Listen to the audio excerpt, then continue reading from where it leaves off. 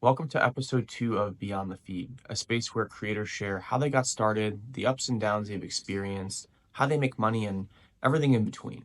Today we're talking to Emily Cline, one of the first wedding content creators in the world and arguably one of the most successful wedding content creators in the world. We're just gonna dive in. Tell me, where do you want to take this? What's next? Oh my gosh. So I think that there's just such a huge opportunity in this space for education and, you know, everybody wants to know what a wedding content creator is, how to become a wedding content creator. Can you make money from being a wedding content creator? And to be honest with you, like anything is possible in this Hmm. industry, I feel like.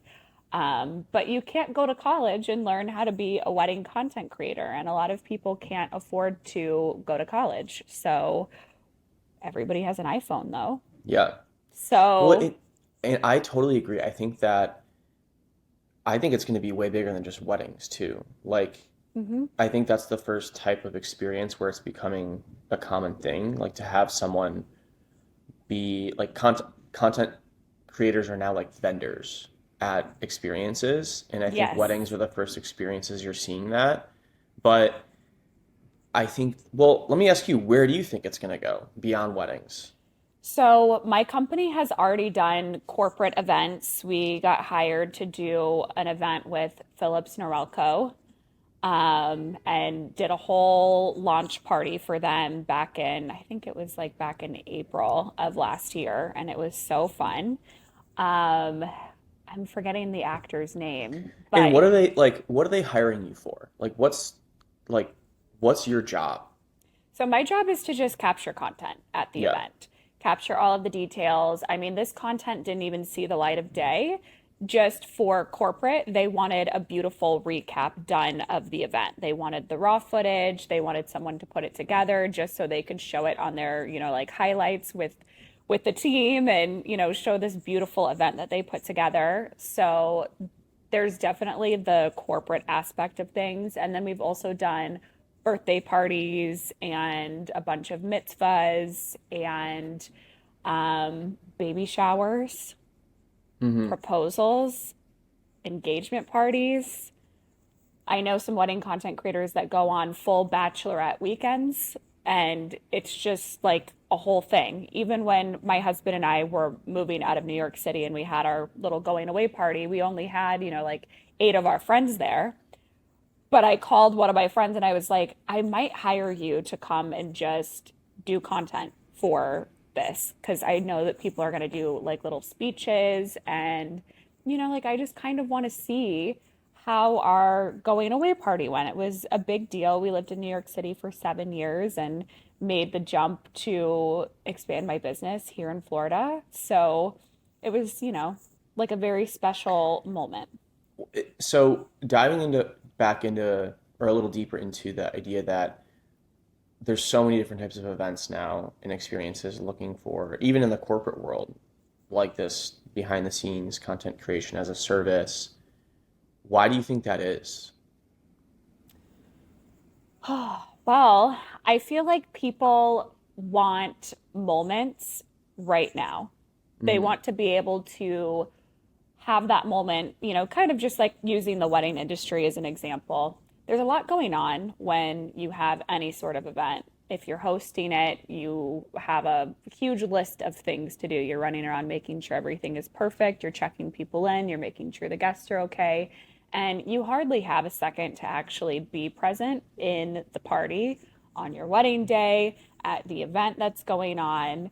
And so I think it's just really great to know that those moments are being captured and taken care of.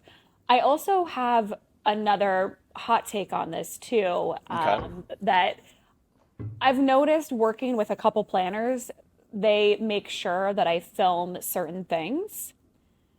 I know these things are not going to make it in the deliverable, which is like a couple reels that I'll do for them. But, like, for example, I work with a planner who always wants me to film the food, but she never wants me to put the food in the actual reel. And I think it's to just make sure that she got the order of everything that was placed. So it's also kind of like an insurance policy.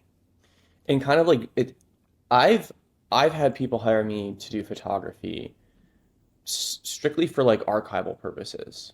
Like Yeah. at massive events where with like corporate events where there's speakers and all these guests and like I know all these people want photos and I'm like, "Oh, so we're like what's your goal with these photos?" And they tell me, "Oh, like we're not going to share them. It's just for internal documentation." And I get so confused by that, but I guess there's a lot of value to having a visual archive. Like this is what we did at this event so that you can look back on that later for inspiration of like what went well, how do we set the Hmm. food up, like oh I don't really like Hmm. this, let's change that, and then you can also use that to give more informed instructions to vendors and partners for future events. So I didn't Yeah. realize that's why a lot of these companies are hiring like photographers and now content creators. It's like it's to archive things and It's to create this archive. these like breadcrumbs almost. Yeah, you've got extra eyes and ears on the ground. They can go back and listen to all of the recorded audio as well that I'm picking up as I'm, bouncing around through the event. So it's super interesting how, you know, content creation, photography can be used for archival purposes. But I definitely think that's another reason, or maybe even like the cherry on top too, Yeah. of why we're getting hired for these events. Okay, I think we'll get back to that, but before we get too deep, I actually want to go back to like you. Like tell us we just kind of started rolling here. Tell the viewers like who you are and describe what you do um, in your career. Okay, so my name is Emily, and I started Wedding Day Content Creator back in November of 2022. I had gotten married at the end of November of 2021, so I started the business exactly a year from when I got married. And I started it because I noticed that there was something missing from my wedding day. I had a fabulous photographer, I had a fabulous videographer, but as a bride, just being a content creator prior to even starting this business, it was very natural for me to want to take my phone out and, make little TikToks or capture little moments that were going on. But as a bride, you're sitting, you're getting your makeup done, your eyes are closed. My mom and my grandmother were having a beautiful moment in the corner that nobody captured. I couldn't see because I was getting my eyeshadow done. Mm, And that's just one example of the day. As a couple, when you're getting married, you're hidden away for the majority of the day so people don't see you. You're not really experiencing all of the things that are going on during your wedding day. And then on top of that, like, you black out, not from drinking. Maybe some people do, but I yeah. didn't. I wanted to remember the day. But you just like black out because you realize you're living the best day of your life. And Mm. it's a really weird thing. And you go from doing this to doing this to doing this to doing this. So on my wedding day, I was like, I wish I could just bottle up all of these moments because I know there's no way that I'm going to be able to remember everything. It's got to happen like I mean I'm not married yet, but I from being at weddings, I feel like it has to happen so fast. It's like you Yeah. plan so you plan so diligently. You think about this for so like your whole life, and then it's like 24 hours and it's done. And it's done. And it's like the best because you're with all of the people that you love for one day. And each part of the day it's so short because you're like, okay, now I'm gonna get dressed and now I'm gonna do my first look. And my videographer and I are really good friends, and he gave me all of the raw footage from all of the video. And so I started to kind of go through it to see if I could Hmm. make some edits since, now that's what I do. And I was going through some of it and I was like, thank God I have some of the raws because there's a lot of things that I didn't remember doing and didn't make it into the final deliverable of the wedding film. And there was this like really funny moment where my husband and I are doing our first look and I'm really awkward. So he turns around and I just go, I'm your wife. And it's like, I didn't remember doing that because I was totally just like Yeah. blacked out in my Oh brain. my And it God, that's so happened funny. so quickly. And even reviewing the footage, our first look from start to finish was like not even a minute long, you know? And then it's Yeah. like, okay, now pose and do this, and we're going to take pictures here. And it's just like boom, boom, boom, boom, boom to keep everybody on schedule. And there's like hardly a moment to just kind of sit there and just be like, wow, like we just had our first look. Oh my gosh, I have my wedding dress on. Like we're actually getting married in a few hours, you know? There's really not time to do any of that. So it's kind of crazy. Yeah, they say, obviously everyone knows this, that a picture is worth 1,000 words. And like as a photographer, when I look back at the photos I've taken, I can immediately like relive that moment. Hmm. Like it sparks your memory and like it brings it back. Sometimes even clearer than like in the moment itself, like you just said. Hmm. Um, so diving more into like the wedding content creator, how is it different than like photography and videography? Because I think I've seen people ask like, oh, especially with videography, like, is this a replacement? Is this the new thing? Like, what's the difference? Yeah. So between a photographer, videographer, and content creator, we're all very different. We have different deliverables at the end of the day. So, a photographer is going in and they are there to take those really beautiful professional photos that are going to be timeless, you're going to have forever, you're going to hang them on your walls. They're coming in with all of the heavy duty equipment, like the really nice cameras, the really good lighting, the posing know how, and they are going to direct the day. If you don't have a planner, they're usually the ones that are keeping the day on schedule, which is really fantastic. Then you have a videographer. So, a videographer is going to capture your day and tell your story in a film format. So, their job is to make a movie Yeah. of your wedding day. And so they're going to go in with all of the, really great cameras, really great lighting, really great audio, and they are going to direct and pose you and get the shots that they need for their vision for their film that they're making of you. Wedding content creator comes in and I'm just following you around all day with my phone. I'm not really directing you too much. I'm letting the day happen as it is. And I'm capturing like all of the funny in between moments as well as the post moments that my coworkers, photographer and videographer, are kind of setting up. And so I'm capturing those. So you still have, little previews of what you're going to get from both your photo and video team that way. But my camera stays rolling and you have all of that footage afterwards. So I think some of the best moments happen, like, for example, if you're doing wedding party photos, you've posed Mm-hmm. everyone, you've lined them up. It's what happens after the photographer goes, okay, okay, we're done. And then I keep my cameras rolling, and the girls are looking at each other and they're saying, like, oh, my hair, blah, blah, blah, or, Yeah. whatever, like all the funny stuff. That's like what I like to describe as the in between that I'm picking up. That obviously your videographer isn't going to be picking that audio up or those funny moments up because that's not what's going to fit into a wedding film. It doesn't go. So, It's not cinematic. Like no. it's more of like a vlog or like so do Hmm. you think there's so much to touch on here. Do you think that people are wanting this now because of the way we kind of consume information has changed? Like it used to be photos on Instagram and like longer videos on YouTube, and now it's Instagram Reels and TikToks. It's these short, like more authentic, real moments. That's what we consume now. And do you think that has kind of led to people seeking that out at their wedding? Like, do you think that's why?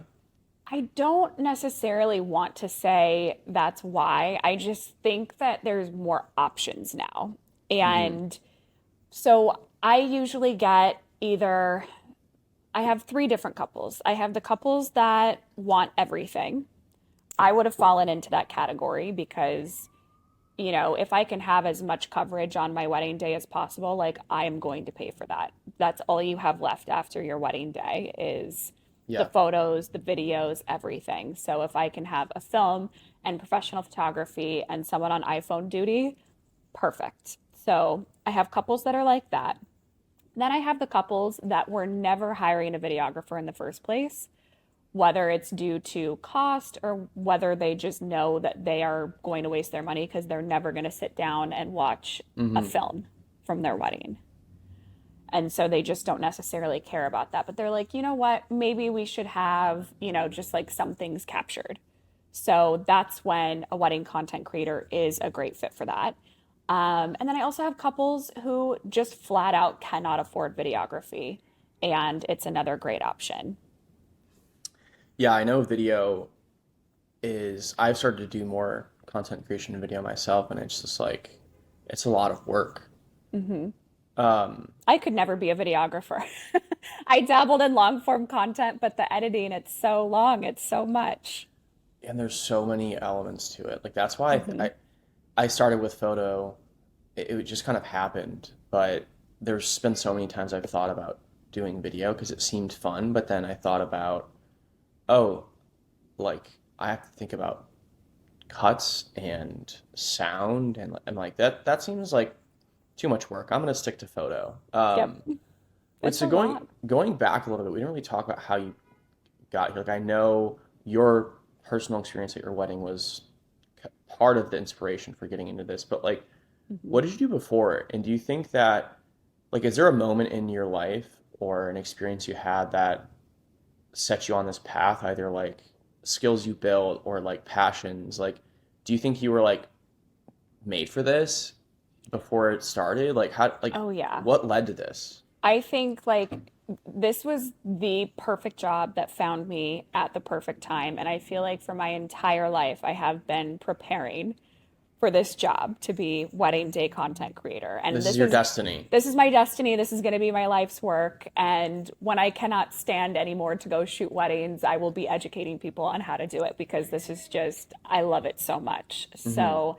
it all kind of started with my love of memories and like capturing memories and just like looking at photos and looking at videos. And both of my parents, I guess we should go really far back. Both of my parents went to acting school, and that's where they met.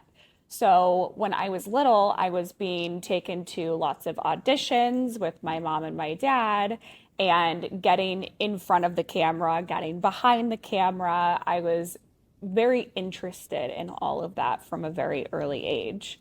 When I was in fourth grade, I had moved to Texas and I was going to this really cool elementary school that let fourth graders run in student government association. And they had Okay. all these fun little events, but a lot of the events that they had were for the fifth graders. So I thought to myself, I can run for SGA and I can run for this job called historian.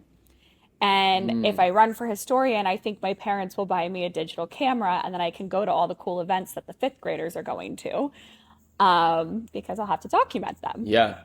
So I did. I ran for historian and I got the job and I got to go to all the cool events. And the sock hop was like the really big deal. They had like a sock hop every year and A everyone would sock go. hop? A What's sock that? hop. It's like a 1950s style party where like girls wear poodle skirts and it's like from Greece. Like everybody looks Okay, yeah, like from yeah. Greece. Got it.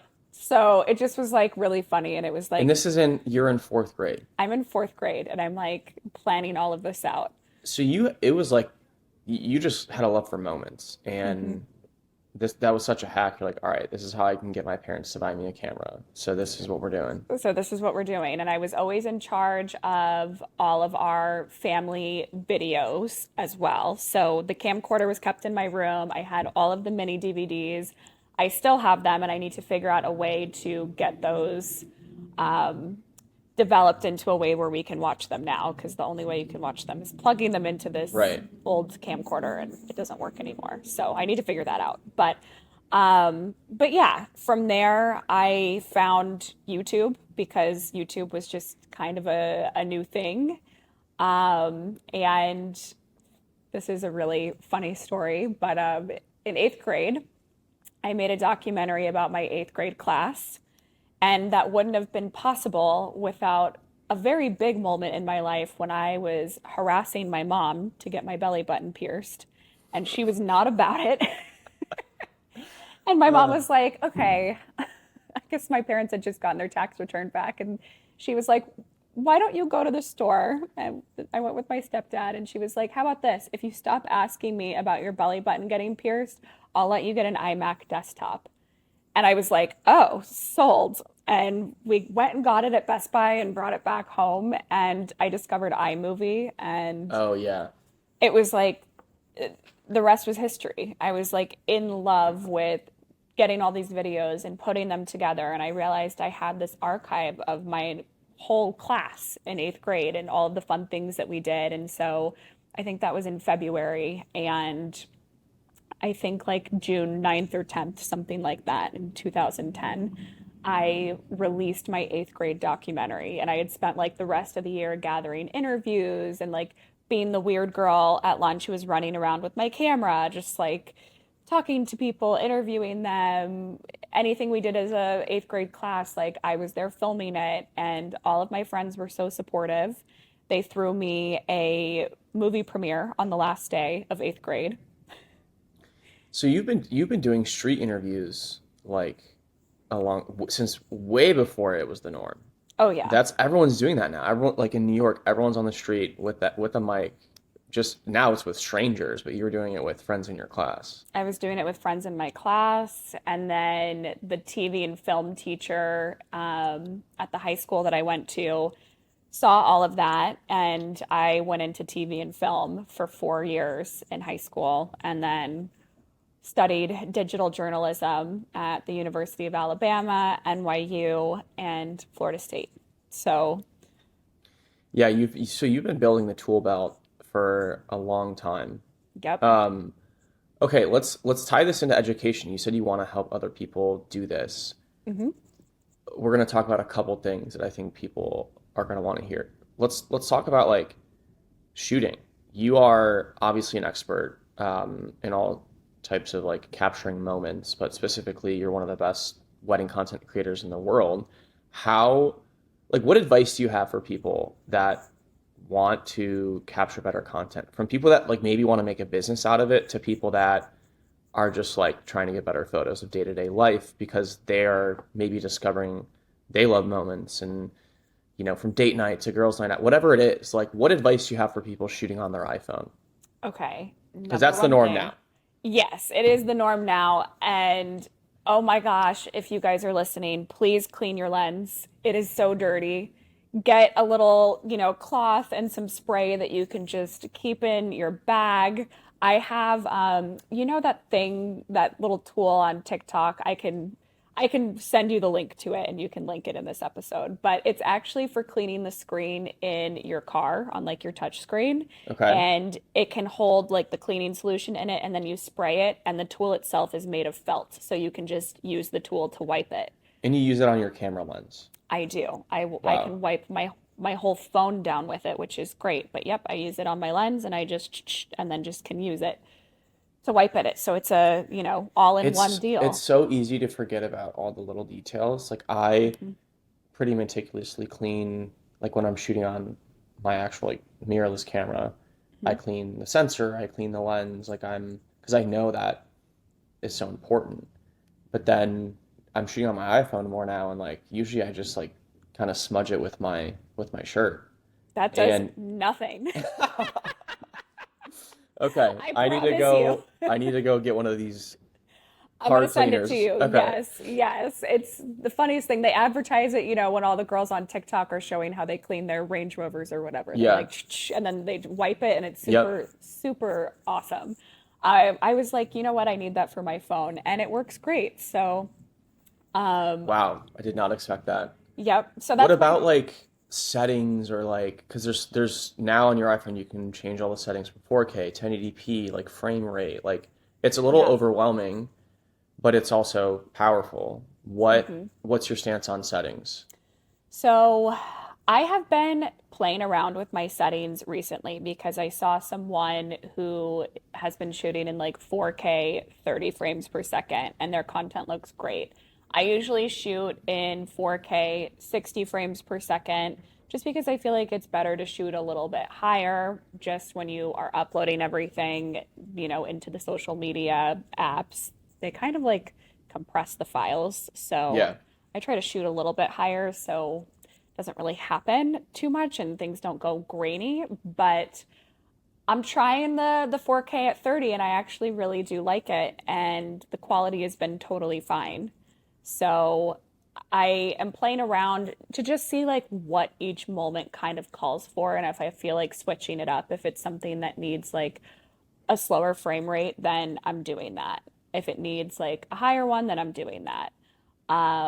So my And advice are is you to doing just that to play. actually change the feel of motion? Because like with the slower frame rate, you might get a little bit of blur. Is that like, are you doing that intentionally to modify like the style? Hmm. Okay, got it. Yep. Well, what's a type of experience? Like, give us an example of when you'd be shooting at 30 FPS versus 60 at a wedding. So I think it's really pretty whenever we're doing like bridal portraits. If the bride has like a big poofy dress and maybe she's giving us a twirl or something like that, I think 30 is really pretty to shoot that in. Got it. It just has that slight blur, like if she's like twirling and spinning the dress. Yeah, I can see Hmm. that. It just gives it a little more drama. And then speaking of that, another trick that I feel like really, really changed the game when I started doing this was playing with the exposure. Yes, I totally agree. Because like your iPhone just like it tries to balance the entire image, but like sometimes the highlights are way blown out and you need to drag it Hmm. down. Like, so Yep. give me some examples of like how you modify exposure. So I typically always have it preset to shoot at negative zero point 0.3. You just Yep. get super crispy video that way. And then depending on what the bride is wearing, if she's got sparkles in her dress, then I'm kicking that way down until it looks super glittery and gorgeous. And then I hit it with my little selfie light. Hmm. Stunning, stunning, stunning. If there's a bunch of candles in the room, that's another great time to turn that exposure down and let those candles glow and Yeah. really shine. And that's how you get those insanely beautiful detail shots that are just like, whoa. Yeah, I think a lot of people don't realize that when you're shooting on auto, whether it's on a like DSLR or mirrorless camera, your iPhone, your camera's gonna try to balance like the overall exposure and like Hmm. it washes out a lot of details sometimes. Hmm. Like like you said, candles. Like I do, or if there's like light strings at a party or something, I'll bring my like Christmas lights, I'll bring my Yeah. exposure down so that they're not as like glowy. Like you can actually see the details, but people are a little darker. It creates that cool, like just a cool vibe. Um, Vibe. yeah, Exactly. that's what we're all looking. It's all about. It's all about We the all just want the vibes. vibe. Yeah. Yeah. You I get think it. well, there's one other thing we all want, and that's money. So let's talk about money because you've obviously turned this into a very successful business, and I'm curious, like let's go back in time a little bit to when you started. Like what Okay. was the first wedding you were paid to do this or first event you were paid to do content creation? How did you land that? How did you get to the first like paid moment? So it actually happened pretty quickly. And I think it was because, so backing up a little bit to make this whole part make sense, what I did prior to doing wedding content creation full time was I had a digital marketing agency for 7 years. So I learned all the ins and outs of all things digital marketing. So when I decided I wanted to do this, it was a very new thing. There was like maybe five people doing it in the entire world. Wow. And they were calling themselves wedding day content creators. So that was the search term that people were looking for on TikTok and Instagram and Google. So I thought to myself, well, if I'm going to make another business, if I can grab the search term as the business name, then that's what I'm going to do. And sure enough, Wedding Day Content Creator was available for a website and social media handles and the whole thing. So I didn't think twice. I grabbed that as the business name. And that really helped me book weddings super quickly, I believe, in the beginning, because I didn't have any content to go off of. Right. Like you didn't have a portfolio. I had no portfolio. I had like a Pinterest board. I pulled some things and was like, this is the vibe of like how I would shoot your wedding. And then I also had spent time, being a content creator myself for myself. Um, so I got on camera and I was like, hey, I'm Emily. I'm going to be your wedding day content creator, and this is how I'm going to do your wedding, and this is the experience that I have. And I was a bride, and this is what I wanted. And I just started talking about the relevant experience that I had. Hmm. And people were finding me on TikTok. People were finding me through Google search. And in December of 2022, so really just 2 weeks after I had started the business, had no idea what I was doing, I sent out two contracts that month. Wow. And the first wedding I shot was at Ohika Castle in March of 2023. And it was gorgeous. Ohika Castle was like my dream wedding venue when my husband and Yeah, I I were wanted to looking. ask slight tangent here. What is, because Yeah. you've been flown out to like Italy, like you've been everywhere doing this. What is the most beautiful setting that you've shot a wedding? Oh my God. So I've shot so many beautiful weddings. This is so hard. Yeah, you might piss off a client here I if might, you don't give them number one. I have so many. I mean, it's, I've been lucky. All of the weddings that I have shot have been insanely beautiful. They're all different from each other, so it's really hard to pick. There is one wedding that stands out just because it was so different than anything that I had ever shot before. And it was a wedding where they built the entire ceremony and reception in two separate tents in a backyard. And like, picture any tented wedding that you think of and throw that out the window because this one was like unreal. It must have taken them like a month to build all of this. Wow. They Was this brought, their backyard? yes, it was Wow, wild. that's so cool. I want a big backyard like that. It was, I'm I gonna have to mean, see. We're gonna have insane. to see footage of this and include it. Yes, I will definitely have to show you. It's gorgeous. So it was just like such a beautiful, beautiful wedding. And I got there and it just was insane. That's all I can say. And that's so cool. Like because then you get to look into your backyard the next day and like every day in the future and be like, that's we got married there, Yeah. like at our house. That's really cool. Yeah. Um, okay, another tangent question before we get back to money. What is you've probably seen a lot of interesting things happen at weddings. I actually, fun fact, I don't know if you know this, I used to be a server at a banquet hall in high school. So I did that for like 2 years, and I have been to a lot of weddings, and you see a lot. You see a What, lot. yeah, You probably what, have seen a lot too. yes, I was blown away by the, yeah, there's a lot going on. Everyone's drinking, having a great time. So what is the craziest thing you've seen?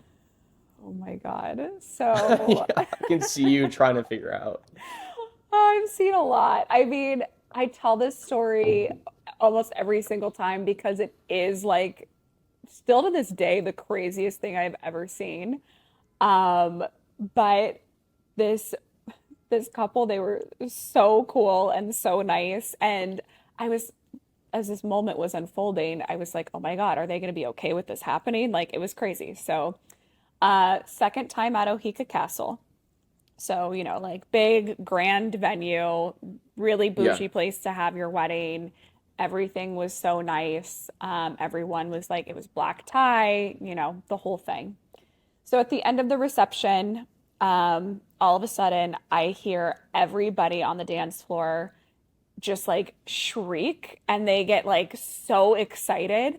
And I turn around and I look at the stage where the band is, and the bride's uncle is doing a striptease. Oh my God. He has the band playing the song Macho Man, and the groom and all of the groom's brothers are like really into it. They're like, yeah, Do you think was woohoo. this planned or this Oh, was yeah. like, oh, Oh, okay, yeah. it was okay, got it. Oh, yeah. So every big family gathering, this uncle does this striptease and everybody looks forward to it. So they were like, "Oh my God, is Uncle What? Jimmy gonna do this Is this his striptease?" profession or just a hobby? I think it's just something that happened one time, and then they were like, "This is the tradition at every single event that this man goes to. That's wild. The event can't be done until he does this striptease." And it was just like the funniest thing I've ever seen in my life. Wow.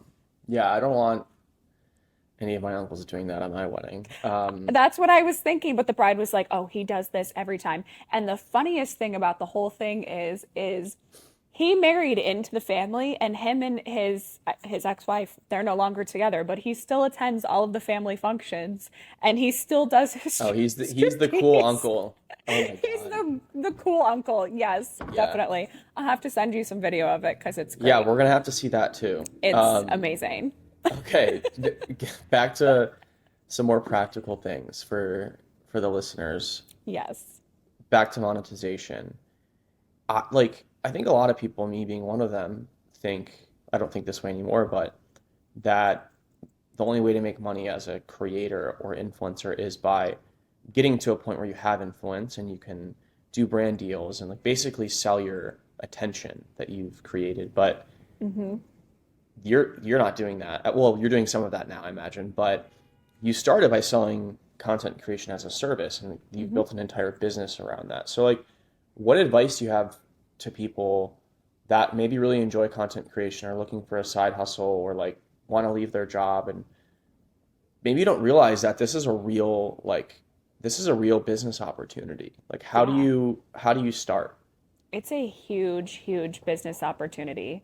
Well, shameless plug, if you need somewhere to start, I do offer coaching and consulting. Oh, okay. There we So, go.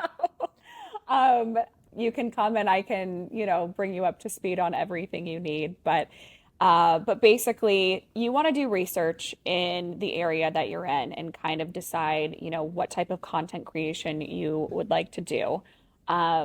I started doing this kind of a long time ago before it was a thing, but I used to want to be an entertainment journalist. So, for example, in college, whenever like any artist would come through, like I got to interview Asher Roth, I got to interview Borgor, I got to interview Shwazy, and they would come in, I would do an interview, but then I'd also get to go shoot content of them and they could take that and have that. And so, you know, just speaking to This is college like kids behind right the now. scenes Yeah, content of them behind the performing or scenes, like yep, of okay. them performing. I would get to go on stage with them.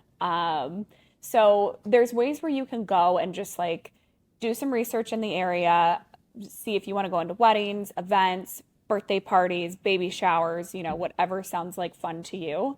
And then just start offering to do some things to Hmm. build up your portfolio.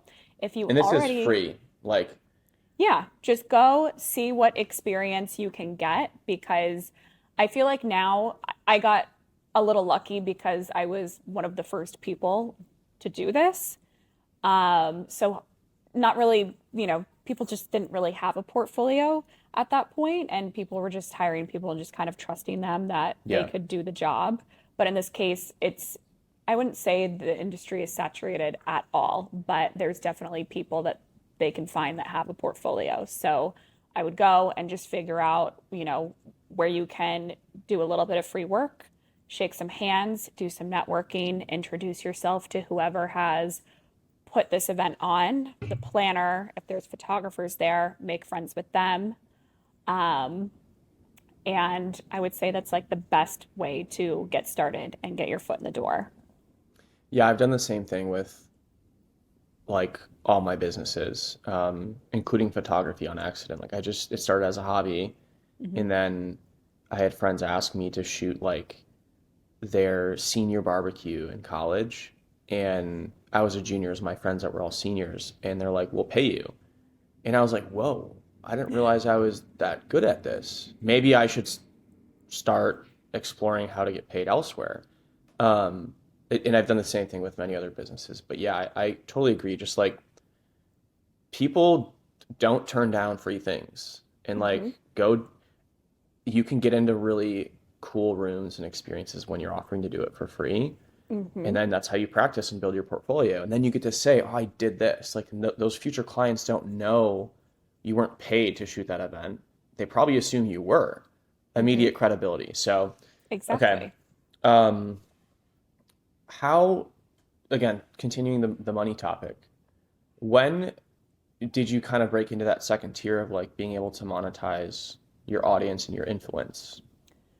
Yeah, so I would say probably this past year. So in 2024, So this is how many years into being a wedding content creator? this was year two of my business. Okay. So I That's started pretty to, fast. it's been very fast growth. I've been hanging on for dear life and just like driving this like insanely fast car and hoping it doesn't crash. So far, we're still driving, so Yeah. it's good. Keep It's good. going. We're gonna keep going. But yeah, I would say like this past year has been really crazy with the amount of opportunities that I've received. I got to work with the Knot a lot, Hmm. and be like After their the mac and featured cheese video, right? after that mac and cheese video, which That's is so crazy. such a funny story. Like the backstory of that mac and cheese video, I have to tell you. So there's two funny things that happened before that, or yeah, just before that mac and cheese video. One, I shot that video at a wedding where the photographer was so mean to me all day long. This was the fourth wedding I ever shot, and Like this is my turf. Like, yep, yeah. yep. He felt so threatened by me. He told me that, well, wedding content creators are not going to be a thing. They're just going to get absorbed by photographers. And he had started his own wedding content creation business and went as far as to tag himself as the wedding content creator of the day with his wedding content creation business. So I didn't feel the need to tag him on that mac and Hmm. cheese video that got 11 million views on Instagram and 8 million on Yeah, TikTok. that's fair. So boom, done. Then the other crazy thing that started kind of the reason why I wanted to post that video in the first place was I had an opportunity to audition to be the Slice pizza app influencer. Okay. I don't know if you heard about I that or I knew know about that. Slice. I actually interviewed for a job there like years ago. Like Oh, that's so really? funny. Yeah. Yes, I love them. And they were looking to pay a content creator to just go review pizza in the city. They were going to pay them like 110K a year, and I was like, Yeah. that's something I could definitely do during the weekdays and then go shoot weddings on the weekends and eat a lot of pizza while doing it. Anyway, I didn't get the opportunity because they said I wasn't a food influencer. So I posted the mac and cheese video. And it's Wait, so still my best the performing mac and cheese video. video was after this? It was right after it because I was kind of sad that I wasn't a food influencer. So Yeah. I was like, I have food content. I'll just post some That's food so content. that's so interesting though because I just met someone who I've been following forever. He's an amazing photographer and content creator and just all around creative person. He just got hired by which is a Mm. massive like sports media company to be a Hmm. full-time content creator. Yeah. Like It's a it's it's a very it's real job. yeah, like I think the fact if you're wondering how real is this opportunity, that's a great example because Hmm. you have these big companies hiring people as salaried employees to create content. Hmm. So if that's Six the figures, case, six figures six exactly. or more. Yeah, so if that's the case, there's a lot you just like any other business, there's also a lot of opportunity to do this freelance. Hmm. Like this is a real job now. Hmm. And it's almost like seems too good to be true because you get paid for your services, but you also have all this content that you get to share on your personal page, right? So you're getting paid for your time to grow your own brand.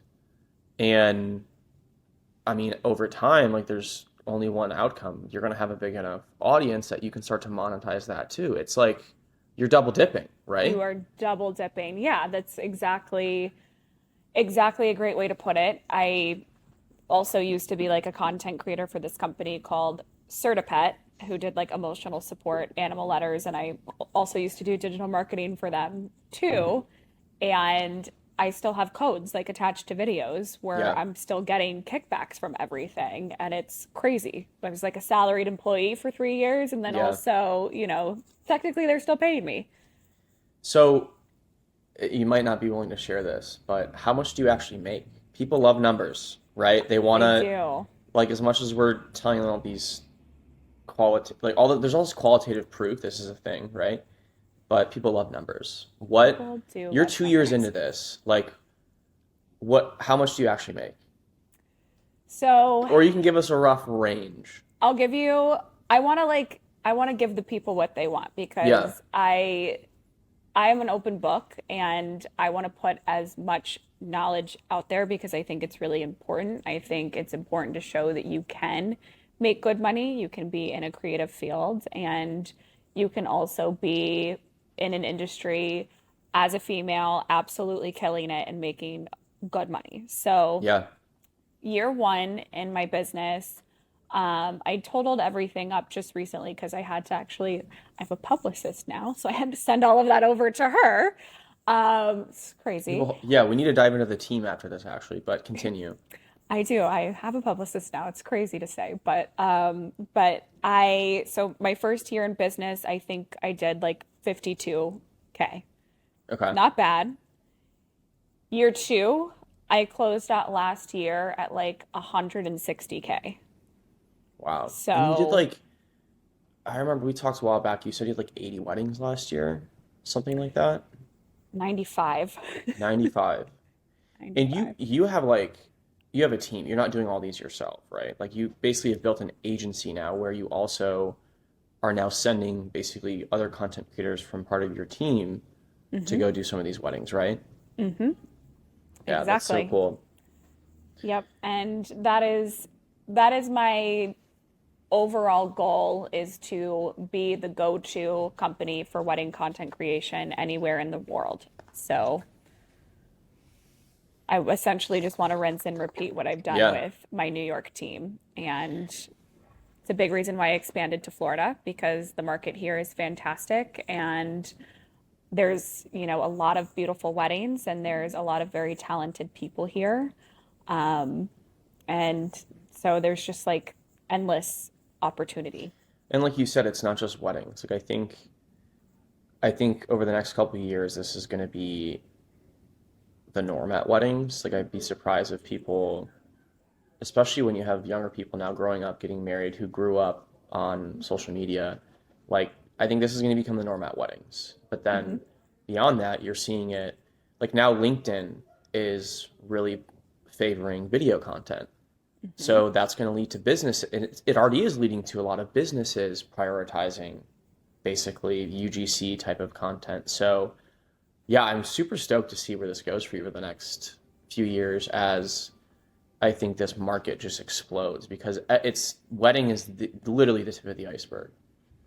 It is. It's crazy. I like even starting in the wedding industry, I was so just like laser focused on just weddings Yeah. that when I would get inquiries into my inbox for things that weren't weddings, I was like, wow, this is very different. I didn't expect things to go this way, but it makes complete sense. I mean, with me even going back and forth from, Florida to New York, because I work in New York but live in Florida, I've never thought about, should I get a second place in New York because I feel like I could definitely trade my content skills for hotel stays. Mm-hmm. Hotels have events, hotels need coverage. I'm like, okay, what can I do to kind of barter and trade to kind of make this life that I want possible? And content is just, it's king. Yeah. So, And it's still, as much as I think more and more people are realizing that, it's still so hard to create. mhm, It's as much as shooting on your iPhone's easy, like that's the easy part. mhm. All the other stuff is like the storytelling aspect. How do I create a narrative? How do I manage files? How do I like it's just equipment, like it's overwhelming. It And is. um yeah, it's that's why it's such a big opportunity. Everyone wants it from people getting married to businesses, but like people, there's not enough people offering this as a service yet. Yeah. So it's a great time. So we're almost done here, but I want to talk a little bit about your team. Like, how did you know when you needed help? Like, and you started hiring other people to work with you. I knew I needed help at two different times. So I started to feel very overwhelmed. Hmm. And I feel like that's a great indicator that you need to start outsourcing the things that just are draining you. So that was one part. And then the other part was I started getting like quadruple date bookings. Like people just wanted these same dates over and over and over again. For example, last year it was the 21st night of September. Yep. Oh yeah, we And talked about this. I remember yep, that. I had five weddings in one night, and I was in my Wow. best friend from high school's wedding. I officiated her wedding, I did her makeup for her wedding, I took some content at her wedding, and I wanted to be fully present, but I had so many fabulous opportunities. Like my biggest wedding of the year we had on that night. And I mean, my team and I prepared for months on that one. Yeah. And it was so Yeah, funny. you can't turn that down. No, no, no, no. I So mean, was it easy to go and hire other people? Because I feel like a lot of times when you need help, you may not have like enough revenue to hire people. Like you're basically taking a risk. Like you're investing, like instead mhm, of pulling money out and putting it in your own pocket, you're investing it into other people to grow. Was that mhm. hard to do? It definitely was. I'm not someone that trusts people very easily. Okay. So it's something that I had to just get over last year, though. If I wanted the business to grow, I just had to be like, okay, I feel like I'm a pretty good judge of character in people. And I don't let my associates just go to a wedding. They go through intense training Yeah. before I let them do anything by themselves because I need to feel them out as a person. I need to see, okay, are you showing up on time? How are you coming dressed? Obviously they have to have all of the right equipment before they even show up. And, obviously I prepare them before they show up to anything, but I check for a bunch of things. Also, too, like there's always, you know, situations at weddings that can get tense. Like Yeah. how do they handle that? How do they approach those kind of things? And the people that I'm really looking for my team are people that are very like emotionally mature Hmm. and can deal with difficult situations in a very like respectful, kind, and positive way. Because you could be at the biggest, best wedding in the world, and you could have a photographer who's telling you that, you know, you're not going to have a job in a year because Right. they're going to get absorbed into photography companies. And it happens, or Drama, it especially at events, it always it happens. always happens. And it's like, how do you handle that? I had an event one time where there was the photo video team flew in from Miami and they were shooting this huge wedding in New York and it was a big deal for their company. And so they brought a content creator with them to capture them capturing this big wedding, which is great. But this content creator was in my way the entire day Hmm. and would not move and was scrolling on Instagram half the day in front of me. And I had brought my associate because I was training her that day too. And she was like, we got to yell at him to get out of the way, blah, blah, blah. And I was like, my intuition was just like, nope, nope, nope, nope. We can't yell. We can't say anything that's going to make them upset. And so Yeah. instead, the way I decided to handle the situation was I approached him. I was like, how long have you been a content creator? What are your goals?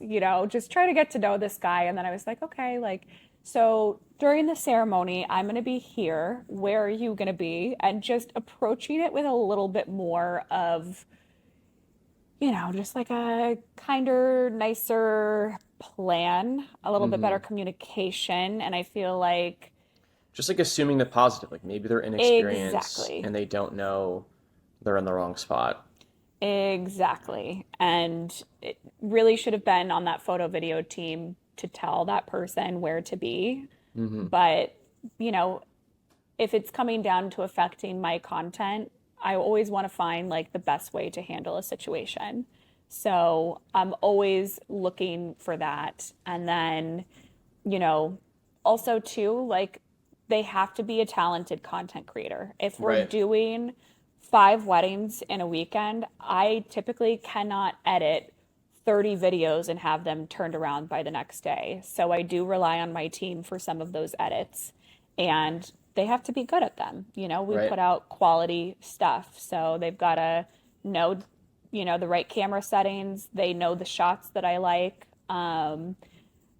They know all of those things. So when they go into these situations, they're so prepared. They could do a wedding without ever, So you really invest a lot of time in I do. That's why the ensuring they're education ready. Yeah. is so important.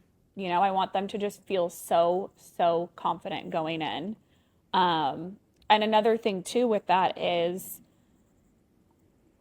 I think confidence is the biggest thing in being successful in this industry. And a lot of people, the better they look, the better they feel. And so I've passed this on to my team. I tell them, I'm like, you should be the best dressed vendor at any event you go to. Oftentimes, people mistake us for the person who owns the venue, the planner, Wow. and they're shocked when they're like, "Oh, you're just the girl with the iPhone running around." And I'm like, "Yeah, It makes a difference, like it just in does." how your energy. Like we Mhm. with Click, we were working at a WeWork before, and like everyone wears like sweatpants and hoodies, and like we were too, and it's just like super relaxed and chill. And now we work in a new office where people are wearing suits, and like I'm not wearing a suit, but I am way more like put together because like that's the energy here. And at Right. first I'm like a little annoyed I couldn't wear a hoodie, but then I'm like, wow, I actually feel great like Hmm. dressing up a little bit. You feel like you just feel professional. You So feel I totally relate professional, to that. and it Um, carries over into your work as well. So you feel like you're the best, even if, you're faking it until you make it. And maybe this is the first wedding that you've ever shot. But if you show up and you've got that new nice suit on or a nice yep. dress or People whatever, take you more seriously. it goes a Yeah. long, long way. So Okay. If you could give just one final piece of advice to content creators out there in general, not just wedding content creators, but like people that want to make a business out of this, whether it's by selling their services or by building an audience and like going for brand deals, like what's just one thing you have to share with people? I think like the best piece of advice I could give anybody is to have a really solid contract.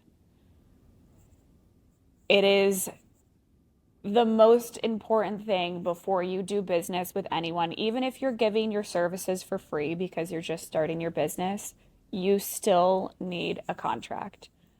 I have been doing content creation outside of, weddings for a long time. And every single time I think, oh, well, this is just, this thing that I'm doing and, it's fine. Like, I'm just going to give this to them. It's no strings attached. It always comes back and it's Yep. not good. So always have a contract. I also, another shameless plug, I sell my contract. If anybody needs it, I have it. I There we love it. go. It's a very fair contract, but it just sets everybody up for success. So your client understands what they're getting, you understand the deliverables that you're doing, and there's just no gray area. So everything is super clear. Yeah, I like Because, that.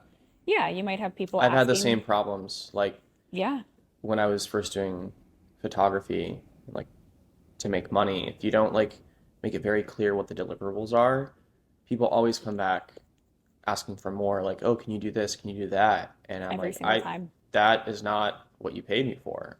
Hmm. And then it's like how you end up doing it because you want to make the customer happy. And it's just like, yeah, As a contracts. recovering people pleaser, have a contract. I Because love if that. not, I'll just keep Recovering people working. pleaser. Yeah, exactly. Um, okay, cool. Well, Emily, thank you so much for making the time to do this. Super relevant information for everyone out there that is looking to get into this. And yeah, so excited to see where your business grows over the next handful of years when this space blows up. Well, thank you so much for having me and for opening up this platform for us to have all of these important discussions. And I'm just like so honored to be on your podcast here. This is just like so exciting. I've been really looking forward to this. So thank you so much for having me. Yeah, absolutely. Well, cool. We'll talk soon.